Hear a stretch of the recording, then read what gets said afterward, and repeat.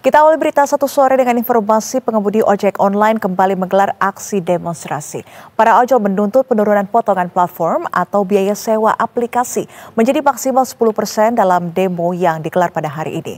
Serikat Pekerja Ojol menilai pemerintah tidak memberikan sanksi terhadap praktik yang dianggap merugikan para pengemudi. Direktur Lalu Lintas Dirlantas Polda Metro Jaya, Kombes Pol Komarudin menjelaskan bahwa sejumlah pengemudi ojol akan kembali berkumpul untuk menyampaikan pendapat. Para demonstran dihimbau berkumpul di titik yang telah disediakan, yakni di kawasan Patung Kuda Silang Monas. Polisi menyediakan lokasi untuk pelaksanaan demo ojol di satu titik supaya tidak mengganggu aktivitas masyarakat Jakarta. Mengingat padatnya kendaraan yang melintas, tidak banyak juga ruas jalan yang dialihkan. Kombes Pol Komarudin juga menyampaikan jumlah personel yang dikerahkan untuk menjaga keamanan pelaksanaan demo ada sekitar 500 anggota. Tetapi jumlah tersebut bersifat situasional sehingga dapat berubah sesuai dengan dinamika yang terjadi di lapangan.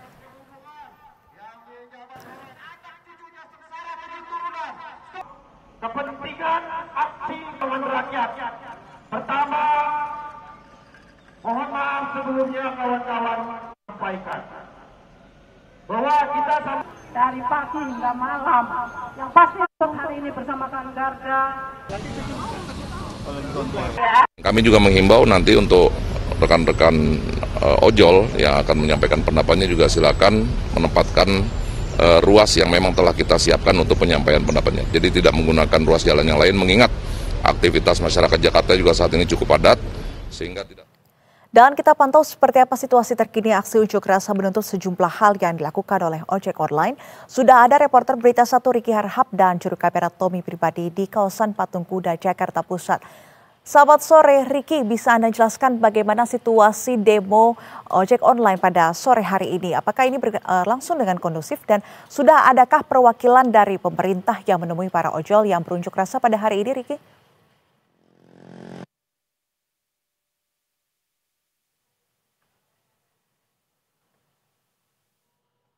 Siang dan sampai sore hari ini masih terus berlangsung. Sementara untuk kondisinya sebenarnya sejak siang menuju ke sore hari tadi berlangsung secara kondusif, tapi baru saja sekitar 7-8 menit yang lalu sempat terjadi ketegangan antara pihak kepolisian dengan demonstran karena mereka ini berusaha untuk lebih maju lagi, lebih dekat menuju ke arah istana, sementara sudah ada barier yang dipasang oleh pihak kepolisian. Sempat terjadi ketegangan, namun hingga saat ini dari pihak kepolisian berusaha untuk menenangkan massa aksi yang berada di Jalan Merdeka Selatan agar lebih tenang dan juga kondusif dalam menyampaikan aspirasi, dalam menyampaikan hal-hal yang dituntut oleh para demonstran ini.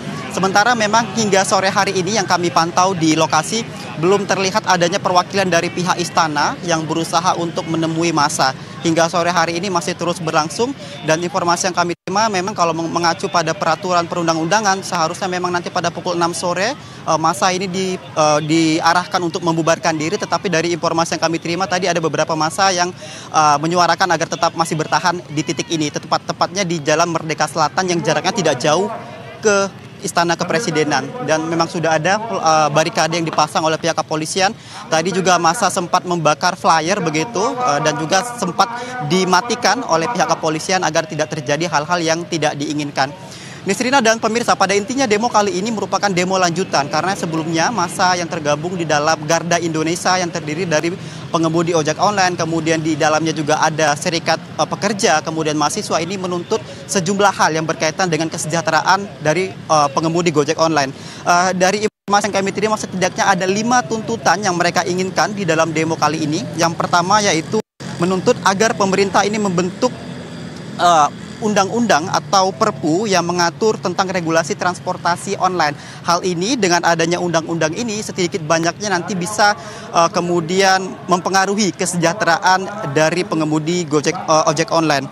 Kemudian selanjutnya dari pihak aksi massa ini yang tergabung di dalam Garda Indonesia, mereka menginginkan agar untuk pembagian hasil dari orderan yang mereka terima ini 90% kembali ke driver dan 10% kembali ke aplikator. Hal ini yang menjadi tuntutan utama karena memang kalau mengacu selama ini yang mengacu pembagian hasilnya 15% kepada aplikator. Menurut mereka hal ini terlalu kecil, terlalu besar sehingga mereka menekankan agar tarif yang dikenakan dari potongan ini adalah sebesar 10% kepada aplikator dan 90% kepada pengemudi ojek online. Hal ini sempat dibahas dalam rapat dengar pendapat bersama dengan DPR, karena kala itu memang dari pihak pengemudi ojek online ini mengaku dari pihak DPR memang sudah menyetujui hal tersebut bersama dengan pihak aplikator, tetapi regulasinya belum diterima oleh pihak Kementerian Perhubungan. Hal inilah yang kemudian terus disuarakan oleh masa aksi yang hari ini berada di Jalan Merdeka Selatan. Kemudian selanjutnya mereka juga menuntut agar meminta regulasi tarif pengantaran barang dan makanan ini bisa dibuat regulasinya oleh pemerintah. Selanjutnya menuntut audit investigatif dan juga yang terakhir adalah menghapus sistem fitur yang dibuat oleh aplikator berupa aceng, slot, hub, dan multi order dan sebagainya.